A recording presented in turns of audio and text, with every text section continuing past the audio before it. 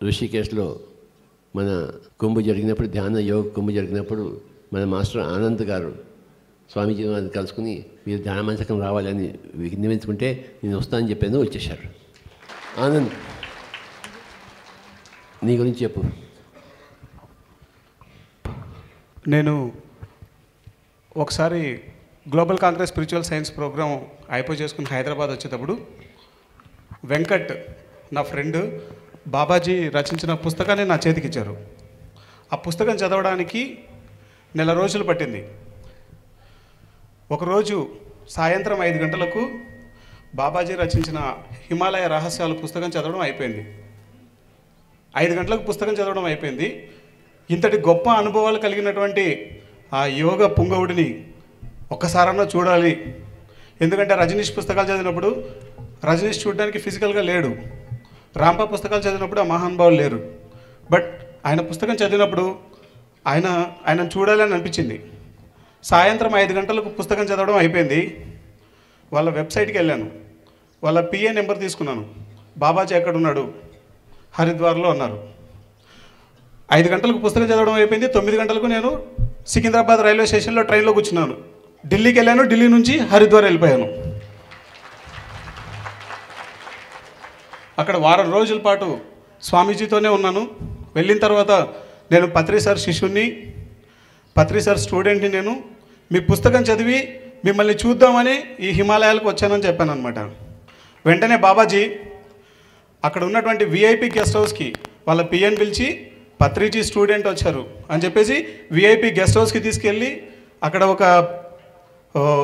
ఎంత వాళ్ళు చూసుకునేటువంటి విధానం ఒక బిడ్డలాగా చూసుకున్నారు అనమాట. నాకు బాగా తెలుసు పత్రిజీ పిరమిడ్ వ్యాలీకి వచ్చినప్పుడు అక్కడ పిరమిడ్ వ్యాలీ ఆ యొక్క పిరమిడ్ అంతటినీ అక్కడ ఉన్నటువంటి మాస్టర్లందరినీ నేను కలిశాను. అది ఒక హిమాలయాలలో ఉన్నటువంటి శక్తి మన పిరమిడ్ వ్యాలీలో కూడా ఉంది అని చెప్పేసి చెప్పారనమాట బాబాజీ. రీసెంట్గా ఋషికేశ్లో మహాయోగ్ ధ్యాన్ కుంభ్ 2 జరిగింది. ఆ ప్రోగ్రాం జరిగినప్పుడు బాబాజీ హరిద్వార్లో ఉన్నారని తెలుసుకొని వెళ్ళాను. అక్కడ బాబాజీకి అడిగాను అనమాట, బాబాజీ మీరు ధ్యాన మహాచక్రానికి రావాలి అని చెప్పేసి. ఆయన చెప్పగానే పత్రి సార్తో మాట్లాడి ఫస్ట్ ఒక రోజు వస్తా అని చెప్పారు. ధ్యాన మహాచక్రం గురించి అంతా చెప్పాను, ఎలా ఉంటుంది ఏంటి అని చెప్పేసి. చెప్పిన తర్వాత 4 రోజులు వస్తా అని చెప్పేసి 28, 29, 30, 31 4 డేస్ టైం ఇచ్చారు ఆయన. సో ఒక పుస్తకం చదివి నేను ఆయన దగ్గరికి వెళ్ళాను. దానికి స్వాధ్యాయ యోగం అనేటువంటి ఒక పేరు పెట్టి అలాంటి కొన్ని వేల పుస్తకాలను చదివించేటువంటి ఒక మహా అధ్యాయానికి శ్రీకారం చుట్టారు బ్రహ్మర్షి Patriji. Thank you very much sir. చూసారా, మనం అనుకుంటే ఏదైనా సాధించవచ్చు. ఈ అబ్బాయి నేను పైలట్ బాబా గారిని కలుసుకుంటానని చెప్పి కలుసుకున్నాడు. ఆయన మనకి సాధ్యం కాదు ఏముంది చెప్పండి. మనం తలుచుకోవాలి అంతే. మనం తలుచుకోం. మనం సోమరిపోతులం, దున్నపోతులం, పందులం.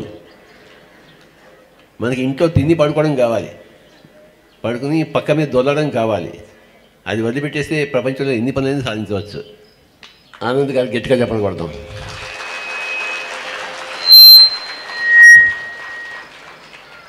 నువ్వు ధ్యానంలోకి ఎలా వచ్చావు చెప్పు. 1999లో 1999 సంవత్సరంలో నేను తాడిపత్రిలో విద్యాలయంలో నేను చదువుకుంటున్నాను. ఆ టైంలో పత్రి సార్ అక్కడ స్కూల్కి వచ్చి మెడిటేషన్ నేర్పించారు. అక్కడ ఉన్నటువంటి 1000 మంది విద్యార్థుల్లో నేను ఒక విద్యార్థిగా మెడిటేషన్ నేర్చుకున్నాను. ఇలానే కూర్చున్నాను. ఆ ఒక విద్యార్థి ఈరోజు ఇలా స్టేజ్ మీద వచ్చి మాట్లాడుతున్నాడు. 7th క్లాస్లో నేను ఫెయిల్ అయినటువంటి స్టూడెంట్ని. 8వ తరగతిలో నేను ధ్యానం నేర్చుకున్న తర్వాత 10th intermediate degree MBA first క్లాస్లో ఫినిష్ చేసుకొని ఇప్పుడు PMC ఛానల్కి, పిరమిడ్ మెడిటేషన్ ఛానల్కి ఎగ్జిక్యూటివ్ డైరెక్టర్గా వర్క్ చేస్తున్నాను. HR, మార్కెటింగ్, అడ్మినిస్ట్రేషన్ ఈ విభాగాలన్నింటినీ చూస్తున్నాను. మెడిటేషన్ చేయక మునుపు నేను మాంసాహారిని. ఎన్ని జంతువుల్ని తిన్నానో లెక్కేలేదు. ఈ పొట్టలో ఎన్ని మేకలు ఎన్ని చేపలు ఉన్నాయో లెక్కేలేదు. బట్ మెడిటేషన్ నేర్చుకున్న తర్వాత నేను పూర్తి శాకాహారిగా మారిపోయాను. మా కుటుంబం అంతా పూర్తి శాకాహారిగా అందరూ మారిపోయారు. నేను మెడిటేషన్ నేర్చుకున్న తర్వాత ఆ యొక్క ఇంపార్టెన్స్ తెలుసుకున్నాక ప్రతి విద్యార్థికి మెడిటేషన్ నేర్పించడం మొదలుపెట్టాను. ఇప్పుడు కొన్ని వేల మంది విద్యార్థులకి ఇప్పటివరకు నేను ధ్యానాన్ని నేర్పించాను. విద్యార్థుల కోసం ఒక పుస్తకాన్ని రాశాము, ధ్యాన విద్యార్థి. ఆ పుస్తకం పేరు 2 తెలుగు రాష్ట్రాల గవర్నమెంట్ ముఖ్యమంత్రులు మరి క్యాబినెట్ మినిస్టర్స్ అందరూ ఆ పుస్తకానికి మెసేజ్ ఇవ్వడం జరిగింది. సో ఆ పుస్తకం తర్వాత పిరమిడ్ మెడిటేషన్ ఛానల్ వర్క్ అద్భుతంగా నిర్విఘ్నంగా చేస్తున్నాం అన్నమాట.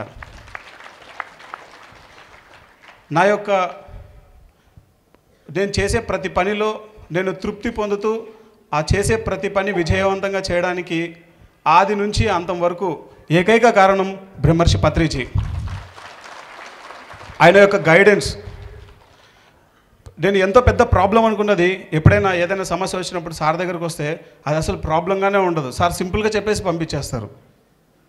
సో ప్రతి అడుగడుగున నేను చేసే ప్రతి పనిలో నా గురుదేవులు బ్రహ్మర్షి పత్రిజీ ఆయన యొక్క గైడెన్స్, ఈ విధంగా నేను నా యొక్క ప్రయాణాన్ని కొనసాగిస్తున్నాను. Thank you very much sir.